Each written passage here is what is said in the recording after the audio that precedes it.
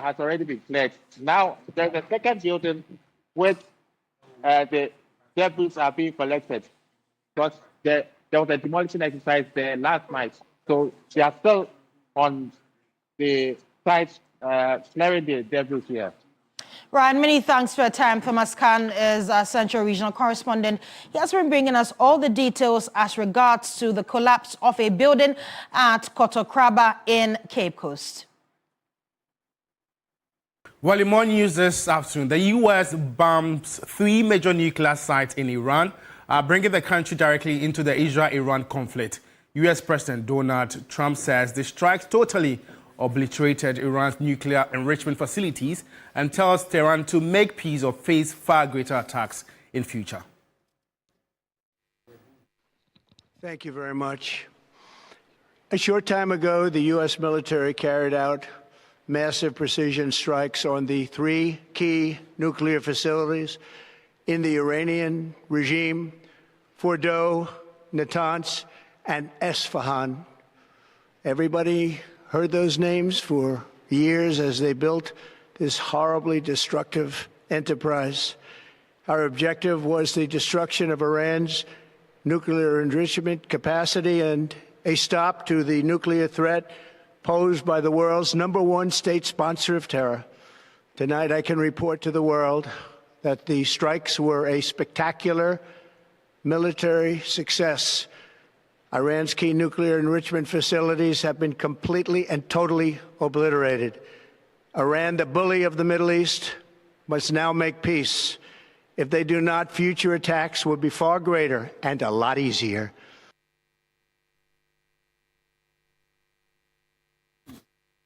Now, Israeli Prime Minister Benjamin Netanyahu congratulated Trump on his bold decision, saying history will record that President Trump acted to deny the world's most dangerous regime the world's most dangerous weapons. Well, Israel and Iran have been engaged in more than a week of aerial combat that has resulted in deaths and injuries in both countries. Israel launched its attacks on June 13, saying that Iran was on the verge of developing nuclear weapons. Iran says that its nuclear program is for peaceful purposes only. Israel is widely assumed to possess nuclear weapons, which it neither confirms nor denies.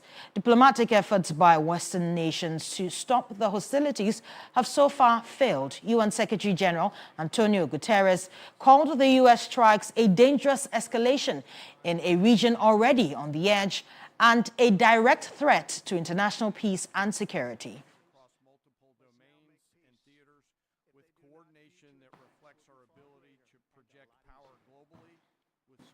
Well, Duncan Amwa is Executive Secretary of the Chamber of Petroleum Consumers. He joins us for more on this. Duncan, how do you expect global oil prices to react in the short term following the U.S. attack on Iran? Kemi, let me say, against all sound intelligence advice, the United States has clearly made the world a more dangerous place for this latest move. You are dealing with countries that are simply not likely to be obliterated, per the words of the Intel chief. You are dealing with countries that have resolved to respond in equal measure. Right. Again, if you read an advice last night posited by Bernie Sanders, one of their Congress people who was in line to become a president, America taking this action would simply drive up a lot of trouble. And right. Between now and Monday, when the oil market opens again, we are quite certain that this will have a huge toll on international market prices for both the finished product and crude. You are not looking at a situation where Iran will continue to sit idle. It would have been advised that the United States played a bigger brother role between the two feuding nations. But once it has taken sides, and then if you hear the Iran foreign minister this morning indicating that they are looking at talking to Putin on a response. And you know how far murky the situation is already between the United States and Russia, another nuclear power. The world has simply been made a much more dangerous place. And this clearly will have a sharp effect on oil prices tomorrow when international markets come back online. I have already advised a couple of traders locally to stock up as much as they could, because clearly it is not likely the likes of China, Russia, Korea, North Korea would want this to go unnoticed. Like I indicated earlier on your network, this is not going to just be a matter of nuclear tensions or conflict. It also has economic underpinnings. And the economic underpinnings has to do with where people would now begin to wonder whether the unipolar hegemony that has been enjoyed by the United States should be allowed to stay, where it embarks on any action at will, where it decided to attack Iraq on suspicions of weapons of mass destruction, destabilize Iraq, destroy Iraq literally, and create an unstable space. Whether the Arab world or the Muslim world would even sit idle and allow the United States to get away with this one, I have my doubts, and I suspect highly that even before tomorrow, we could be seeing a reaction from the other side. Clearly, oil market prices would likely hike up. You're already approaching $80. Melbourne is around 78, WTI 77, 78, Brent is already 78. So by close of tomorrow, I'm sure the global oil market space will be an interesting space, especially now that the United States could not play the big brother role but has taken sides and is daring the others to do, their worst. I do not expect that this will not have any consequences at all. It would. Well, Duncan, you've been talking about its effect on global oil prices, but given the recent reductions in Ghana's fuel prices, how soon could we see changes locally if these global prices surge? Kemi, let me put on record that for this current window that we have, which is the second window, June, some of the OMCs went down, some didn't, i.e. Guel. Gold is still trading above 12 cedi 30. And so if you look at any likely impact on a company like Gold, should international markets go up tomorrow and BDCs would have to pass through that cost to the market, then you could be seeing prices inching up 13 and beyond. Clearly, we were expecting prices to go up first window July. But as to whether the BDC market space can even wait any longer, in view of the fact that there could be some price surges effective tomorrow and Tuesday, we are likely to end up with some of the OMCs that even went down reversing their prices, because clearly, like I indicated, this is not one of the actions that will not go unnoticed. The global stage is setting for a more dangerous as you call it, revenge from both the Muslim world, the BRIC bloc, and then again, other countries opposed to the United States economic dominance, particularly China. So you do not expect that this will probably go unnoticed. And once that effect comes, like I indicated, I'm sure by tomorrow around this time, you would see crude prices surge. And once that happens, already the plus prices across the globe have started going up, for which some of the OMCs like gold, as I indicated, have even decided that this window they are not going to reduce their prices. So if you wake up tomorrow and there's any change or net effect on prices of oil, chances for OMCs that went down this window to reverse that reduction, chances for BDCs to want to ensure that their investments or their business capital is not wasted or watered down, you could see by the close of tomorrow a certain reaction or a certain trend as far as the Ghanaian oil market space is also concerned. It is very fluid at present. As tomorrow by midday, we should be able to gauge the effect that you and I should be seeing on the international market, i.e., what effect it would also have on the local market as far as the petrol price and bit is concerned. Now markets are closed, but I'm sure by tomorrow night, 10, 11, 12, by midday, we will be able to analyze or assess how much you and I are likely to suffer for this unilateral action by the United States on Iran. And Duncan, Judith here, but lastly, before you go, if these tensions persist, what medium to long-term impact might this have on fuel affordability for these Ghanaians? And also, what measures can government take to cushion Ghanaians for the impending issues that are coming ahead? Let me take you back a bit. You know, the United States attack on Iraq with this suspicion of weapons of mass destruction, that saw oil prices move up to the regions of $143 a barrel within a week or two. It looks like we are revisiting that very script. It looks like this could even be more devastating. And like I've indicated, Iraq, Iran, one is number 5, one is number 6 on the world's largest petroleum exporters rank.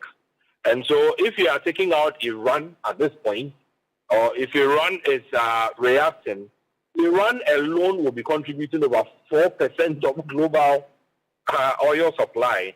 And that is significant. So this impact is not one that you could wish off or you could wish away. Right. The repercussions or the revenge between now and probably midnight, if Iran should decide to attack any of the U.S. military bases dotted across the Middle East region, or should Iran even decide that, look, well, I'm going to attack the Strait of Hormuz, which does not have as much protection as probably the Israeli airspace or the United States air bases or military bases would have. The Strait of Hormuz alone would be able to impact global oil prices by as much as 20%, and that could also be devastating. So we could only watch the space between now and midday tomorrow. But whatever that Iran decides to do, I'm not sure the world will blame Iran at this point, because it's clearly under attack, and it's clearly something that could have been avoided or prevented if Trump had been a bit sensitive to what his own intelligence chiefs were advising him for which he decided to go against them. I do not think that this Many thanks for your time. Unfortunately, Duncan, this is all the time we have for now. But of course, we'll definitely continue this conversation in a subsequent bulletin. Duncan Amwa is the Executive Secretary of the Chamber of Petroleum Consumers. More news this afternoon. Illegal mining, popularly referred to as galamsey, is worsening across the country, leaving trails of environmental destruction. Despite government intervention, civil society organizations campaigning against illegal mining say the fight lacks seriousness and political will, calling for the prosecution of influential figures behind the scenes. Illegal mining continues to wreak havoc, leaving water bodies polluted and forest reserves depleted. This is despite ongoing campaigns to curb the practice. The Ghana Coalition Against Galamsey on Thursday, June 19, at a media engagement, expressed deep concern over what it describes as inadequate efforts by government in tackling the growing menace of illegal mining, popularly known as galamsey. As part of the renewed efforts to hold government accountable, the Coalition Against Galamsey is demanding the investigation and prosecution of politically exposed persons suspected to be involved in or facilitating illegal mining activities. Engineer Dr. Kenneth Ashibe is convener of the coalition. We will not accept an amendment that responds to the interests of certain individuals, not taking into account the interests of the nation. The LI 2462 must be revoked, and it's with urgency. The Kumferi confrontation, where the police allegedly shielded Chinese nationals engaged in galamsey, a disgrace to the entire national security apparatus. We demand an immediate and transparent investigation. Briefing Parliament on Friday, June 20, Land and Natural Resources Minister Emmanuel Ama Kofi-Boa said government is rigorously engaged in the reclamation and revegetation of illegally mined out areas.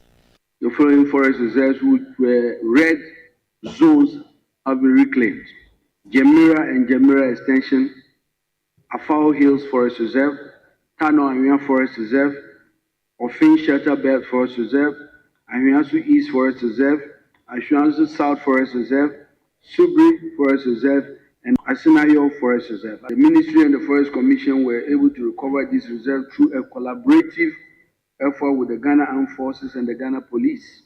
Efforts are still ongoing to take over the last reserve. Chinese nationals have often been arrested in raids for engaging in illegal mining. But for the Chinese ambassador to Ghana, Tong Defa, illegal mining in Ghana did not originate from China. He added that Chinese nationals are often migrant workers brought in by Ghanaians. The issue is not originated from Chinese. I mean, you can see those mining, Chinese people cannot get the license, cannot get the permit. It's the Ghanaian people who draw Chinese people over here, and some of those people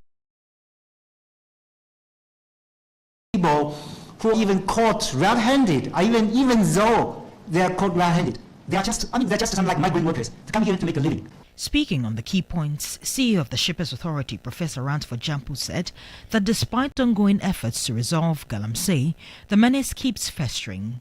The more they are fashioning out initiatives, the more the thing is festering. And also that there are some party kingpins who are involved in the menace, and now they have started fighting the minister, and they have started fighting even the IGP. They are doing what they can, but the problem still festers, and we are told that it's even getting worse. A political scientist at the University of Ghana, Dr. Joshua Zato, noted that the president has failed to declare a state of emergency to deal with the menace. The Ghana Catholic Bishop Conference have gone to meet him to say, Mr. President, repeal, not amend the LI. He has not listened to them. Prof is saying he and the coalition, they've also gone to meet him. And they've all told him that, Mr. President, repeal the LI. He's not doing that. Declare a state of emergency, he's not doing it. So it becomes difficult to reconcile those two narratives. Okay. So if he's a listening president, what kind of listening president is he? Because the people that matter says, this is what will cure. You've not listened. You don't listen. So there's the rhetoric that he's a listening president, and then there's the reality that he's not. The devastating effect of illegal mining on the environment, economy, and public health cannot be glossed over. The fight against Galamsey must go beyond rhetoric and result in real accountability, strict enforcement, and a unified national response.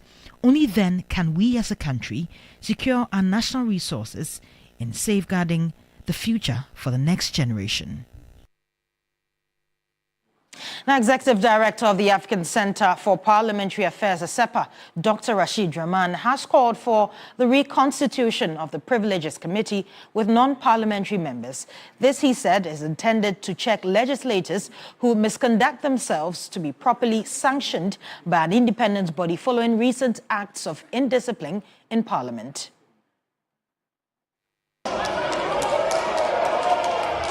Shakespeare's lesson on authority, re-echoed by Speaker of Parliament Alban Bagbin to legislators after an apparent blatant disregard of the first Deputy Speaker by Member of Parliament for Efiduase Asokore, Dr. Ayu Efriye, during sitting on Tuesday, June 10.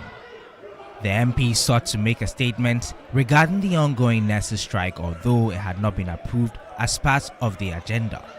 An obviously infuriated First Deputy Speaker ordered the Marshal to escort Dr. Efriye out, but he was shielded by equally enraged minority members who protested the order.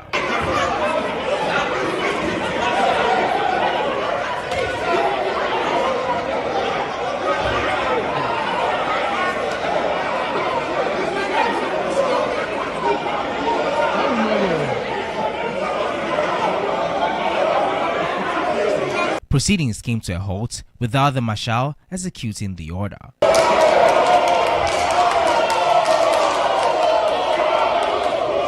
Acts like this have been common in Parliament lately, and the 9th Parliament is not new to such incidents. In January 2025, members of the House clashed during ministerial vetting, leading to the destruction of property. The Speaker of Parliament suspended 3 members of Parliament, but were later reinstated. In February, chaos erupted in Parliament when a loud male voice from the minority backbench labelled MP for Clotte Corley, Dr. Zanetto Rollins, as a daughter of a murderer. Daughter of murderer, sit down! Daughter of murderer, sit down! Reports of investigations conducted into the matter and subsequent punishments are yet to be made public, although some 3 MPs have been cited. In October 2024, Deputy Speaker of Parliament was forced to indefinitely suspend proceedings following disruptions by members over which party held the parliamentary majority. In the 8th Parliament, during a debate over the controversial electronic transaction levy, e-levy, a brawl broke out among MPs as the House attempted to vote on the matter. One act that cuts deep was the election of a new speaker, resulting in the snatching of a ballot box.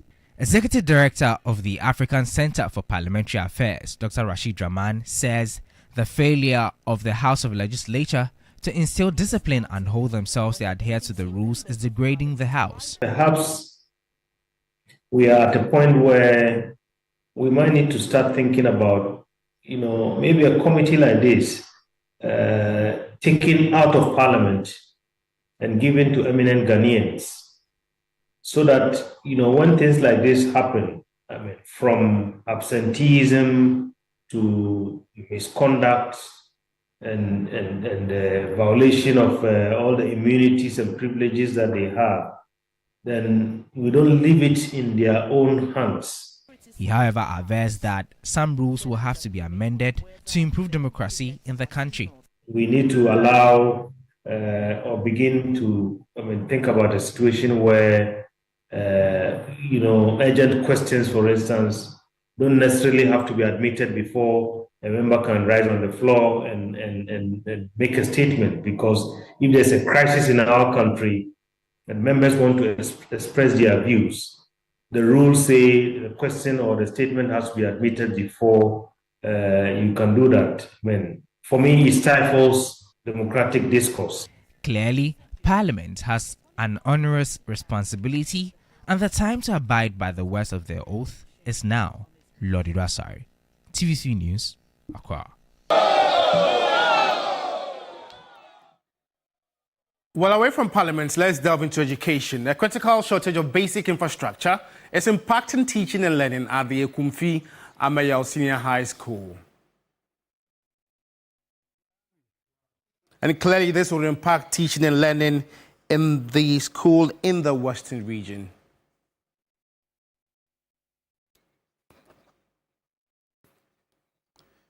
Well, this is a situation in the Bonny East region. Now let's cross over to our correspondent, Belinda, for more updates on this very development. Belinda, give us more updates about the situation at the Ekumfi Amayal Senior High School in the Bonny East region. Ekumfi Amayal Senior High School in the region. The shortage of desks in the school is actually implicating their studies, in a sense that internal exams being conducted for SHS2 students who are being prepared for WASI exams, is they actually have to sit in patches. So like one desk, which is supposed to contain 1 student per exam, 4 students are compiled on one desk and they are writing this exam.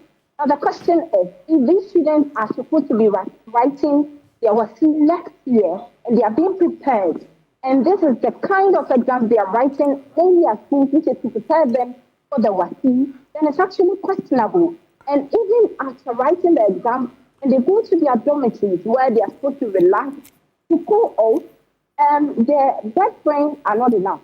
So some of the students would have to lay their mattresses on the bed floor and sleep on corridors in the open and all that, which is actually a very bad scenario. Now let's listen to what some of the students have to say. And how is this situation affecting students, Belinda? Right. So it is affecting them in the sense that, like I said earlier, they are SHS2 students. They are being prepared for their end of school exam, which is the WASI. So they are being patched together to write this exam. And we all know that going into the WASI, you are not allowed to even sit through. So then, if they are being, the internal exam which is supposed to prepare them for these WASI exams, they are teaching in such patches, how prepared are they for going into the upcoming WASI exam? It's actually a question. And speaking to them, I've actually been speaking to some of them off camera who are not ready to speak on camera. They tell me that whenever they finish their exam, they realize that they are feeling body pain, their whole body is aching. And so even preparing for the next exam becomes a problem because they are feeling sick and they are not able to learn for the next paper that is coming. Let's listen to what some of them have to say. In this school, it is very, very disturbing in such a way that some students have to pair with other students, their colleagues, so that they can get a place to sit. For instance, when we are about to write our exam or during the examination, students lack chairs to sit on personally to write their exam. So some students have to also perch their colleagues so that they can sit somewhere and write their exams, and that is very disturbing. And talking about the beds also, the beds are not also enough at the dormitory, so some of the students lie down, like lay their beds on the floor and lie down on it. We have problems on our furnitures. Sometimes students, we write on our laps, and talking of the beds too, we sleep on the road. It's really not helping us. It's affecting our studies. So we appeal to the government that the government comes in earlier to support us with furnitures and beds so that it improves our academic studies. Belinda, before you go, parents are stakeholders in this very situation. What have they been telling you? Right, now this is where the situation kind of gets complicated because these parents have been speaking to some of them who tells me that the headmaster of the school have taken some money with the idea of getting some of these furniture for the students, which they paid. Some tell me that they paid 300 cedis. One also tells me that they paid 360 cedis. And these monies have been taken multiple times. But right until now, the furnitures are still yet to be produced for the students to feel comfortable in their learning and their teaching and learning process. So this is actually a concern for the parents because they don't understand why, even though it's okay for them to pay the money, they don't have a problem with paying the money. But then when it comes to you doing your part, as in doing the furnitures for the students to learn, you are not doing your part. So then they've been raising questions. Let's listen to what some of the parents have to say.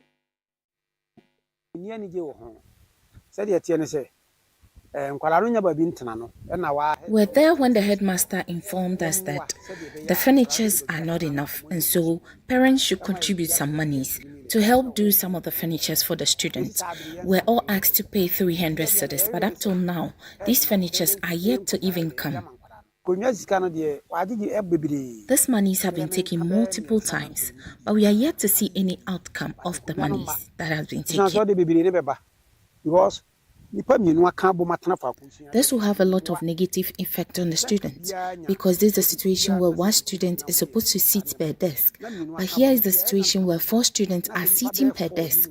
So if all their answers are the same, who will you blame? And so for a PTA meeting, Emma headmaster The headmaster informed us that the students' desks are not enough, so we had to contribute some monies. He made us pay 360 cedis each. Now, recently, when the students were writing internal exams, my son came to tell me that they didn't get tables to write on. So, out of curiosity, I sent my cousin to go and verify.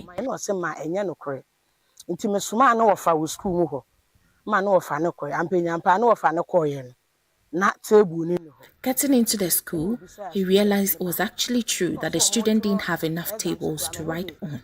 He did his own investigation and found out that they had to write on benches and some even on sports chairs. So I went to the school to confront the PTA chairman, who confirmed that indeed they took the monies, but then the headmaster is yet to make the tables and chairs for the students. So we want to plead with the headmaster to make the tables and chairs he promised for the students so they can have their comfort. Belinda, have you contacted local authorities and what have they been saying and that of the PTA? Right, so the PTA, the National PTA Secretary tells me that in as much as it's not a crime for a headmaster to take money to support, because if there are furniture shortages in a school, it is right for parents to come in and support as part of their responsibility. But then, when the monies that are being taken are not used for their needs, for the use for which they are being collected, then it actually becomes a crime. So he tells me that they are going to take up the matter. They have received some allegations besides the tables and chairs that are being collected by the headmaster. So he told me they are going to probe into the matter and do their investigation, as well as send the matter to GES to take it up and give sanctions or whatever punitive sanctions that the headmaster might deserve. They will give it to him. Let's listen to what the PTA National Secretary has to say. It's allowed for parents to contribute to the development of education, because we believe that as PTAs, we don't exist in communities in a vacuum. We have a corporate social responsibility to mobilize parental support and their energy and their resources to make sure that if there are some needs in the school, we can also come in handy to support. There are a lot of punitive measures that must be applied.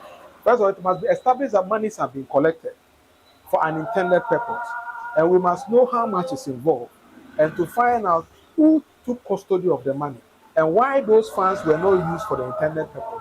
And for that matter, if the person is a staff of the Ghana Education Service, we have two options as a national PTA: to report to the GES so that they will look at their own code of conduct. So they will use that one to probably punish that person. The other side of it is for us as national PTA to go into those issues and pick up the issue within the laws and the remedies of Ghana to report such a person to a law enforcement agency. We can report that person to ECO. We can, because this more or less deliberately it's a crime against us. So definitely these are some of the remedial measures that must be taken. Belinda, we have to end it here. Thanks for your time. And what she mentioned was that there's some sort of furniture crisis at the Kumfi Amaya Senior High School in the Boni East region, and the impact it's having on teaching and learning in the school. Judith. Now, this year's National Service Scheme rollout is taking a new turn, introducing a voluntary 6-week basic military training program for prospective service personnel. Now, the pilot initiative will be rolled out in collaboration with the Ministry of Defense. Deborah Abba-Mensah reports that the move has generated mixed reactions from final year university students and current service personnel. With just a few months to the start of the next national service year, the National Service Authority is piloting a 6-week voluntary military training program for prospective personnel. The scheme, in partnership with the Ministry of Defense, aims to instill discipline, patriotism and resilience among the youth. The idea was first announced by the President, John Dramani Mahama, during the State of the Nation address. We will introduce short military training as part of our National Service Scheme. This was later emphasized by the Director General of the National Service Authority, Felix Jemfi. Where else can we get discipline for our young people who are going into the world of work? The military. So this year, National Service, in collaboration with the Ghana Armed Forces, the Ministry of Defense, Mr. President, who is also the Commander-in-Chief of the Ghana Armed Forces, make sure that all service persons that would be enrolled to do national service this year will be mandatory. Do at least a 6 weeks military training. Initially proposed as a mandatory program, it has now been restructured into a voluntary pilot. However, not everyone is convinced by the idea. Some level 400 students and soon-to-be service personnel have raised concerns, citing timing, personal interest, and lack of clarity on benefits of participating. For the current outgoing students, I heard it's voluntary participation, and I think that is fine. But for the subsequent batches that will come after that, if it's going to be mandatory, I think the government can look at it in a different way. So it's also voluntary participation. And I think it will be relevant for the people who want to end up in the security field. But for other people who are not going to be in such positions, I think it should be voluntary. And if the government's reason for wanting to have this kind of thing put in place is to instill discipline, I think they can look at other ways to instill discipline into the youth. I'll say no. We have a lot of people who are disabled. They have disability issues. So making this military service mandatory for them wouldn't help at all. I'll consider my height because some people laugh a lot about those in the military who are short. Yeah, so nah. I do not really have interest in that, to be in the military. And one thing that I have learned in life is that something that you have passion for, you're able to do it well. So I believe there are a lot of people out there who would genuinely want to be in the military. So I think such opportunities and such slots should be given to them. Because if the government has the ability to cater for the masses who will be going to the military for national service, and I think it will be able to cater for all those who genuinely have interest in that.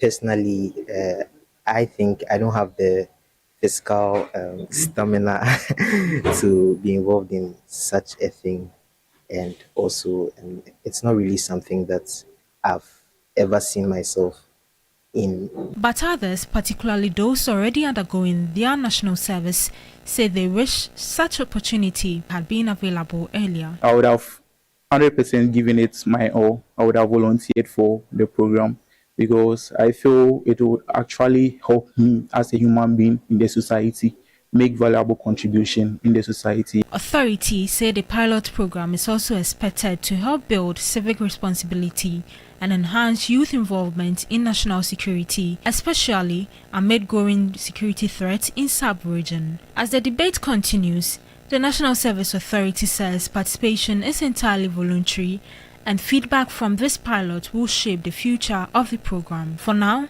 prospective national service personnel have a choice to embrace the drill or not.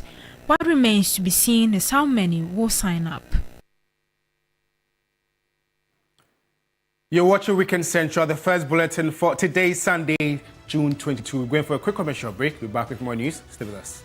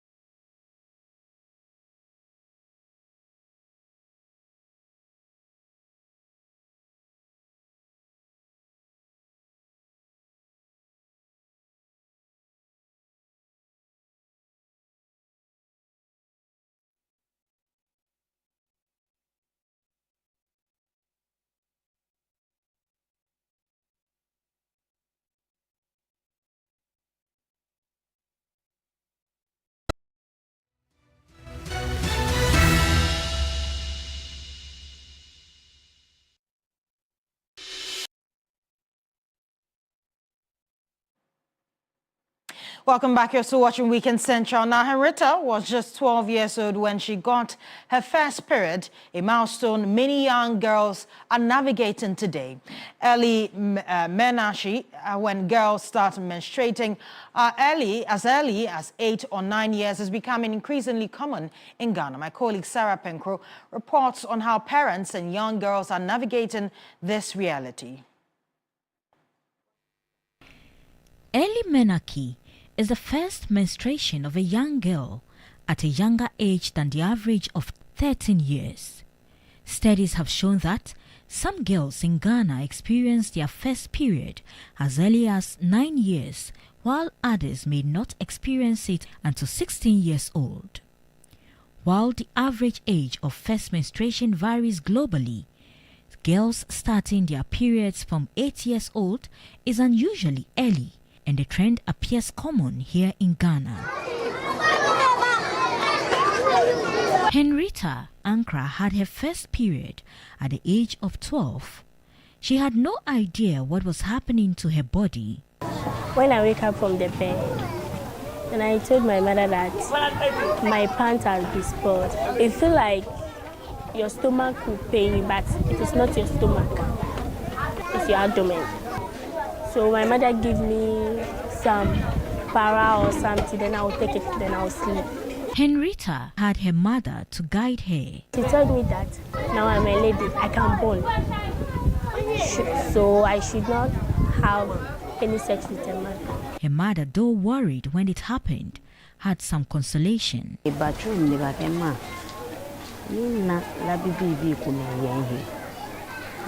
She came to tell me she was seeing stains of blood, so I taught her what to do. I know a lot of girls had theirs at 8 years and 9 years, so I was grateful.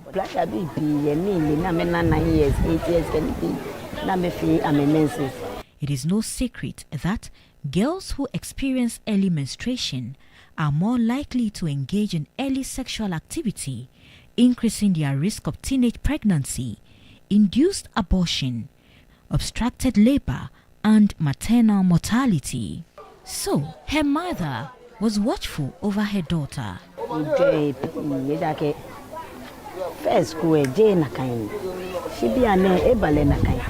was worried. It wasn't like that. These children don't know much, so as parents, we need to guide them.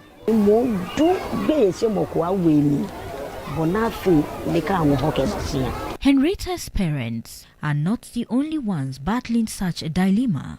10 years. She had hers at 10 years, so we had to advise her. My sister now 11 years. My sister's child had it at 11 years, and it was surprising. 16, 17, 18.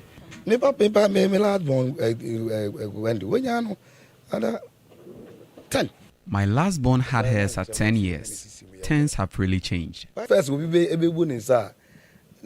16. 18. 14 to 15. 15. Many households have had a child or two experience early menstruation, and there is considerable confusion about the underlying causes. It's quite challenging to identify, into details, what really is causing the change. Multifactorial. And then also look at future implications of having early menarche. While early menarche tends to be associated with a longer reproductive period, and therefore often coincides with a later menopause, it does not guarantee it. The transition from childhood to adulthood, that period called adolescence, it's a period where there are a lot of challenges. So if they are not monitored well, adequately around these periods, they could easily get pregnant. And you can see that the reproductive system of that girl may not be well developed. So if she gets pregnant then, the likelihood that she could get some complications. There is need to intensify adolescent reproductive health education at the primary level to ensure every girl child is well equipped with knowledge to handle the moment when it arrives. Sarah Apenko, TV3 News, Accra.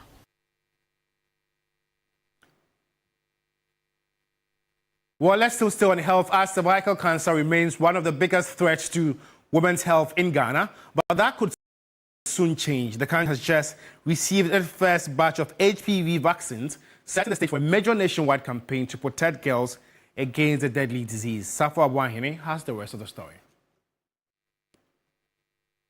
Cervical cancer is the second most common cancer among women in Ghana and one of the deadliest.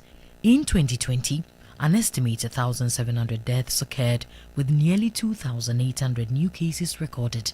In a major step towards preventing cervical cancer and protecting the health of girls and women, the arrival of the human papillomavirus vaccine in the country can be a game changer. Launched the campaign for the rollout of HPV vaccine, which will happen in September. And then the Ministry of Health will be responsible to launch that activity itself. What we are doing today is to try to get every Ghanaian at all corners, everywhere in Ghana, to support us so that together we can put cervical cancer as something of the past. For years, health experts have waited for this moment. We've found that about 70% of sexually active individuals carry this virus, and so it gets passed on through unprotected sex that rapidly.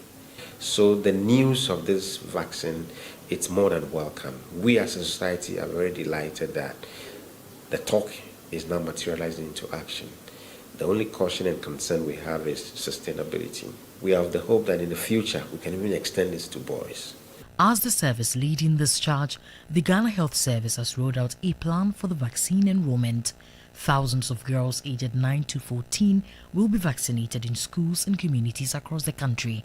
This vaccination is going to start with a campaign. So we're having a 5-day campaign in September. We're yet to set the dates. We're going to target mainly in-school children 9 to 14 years. Ghana Education Service would go in and pre-register them. We go in and then we go and vaccinate the children.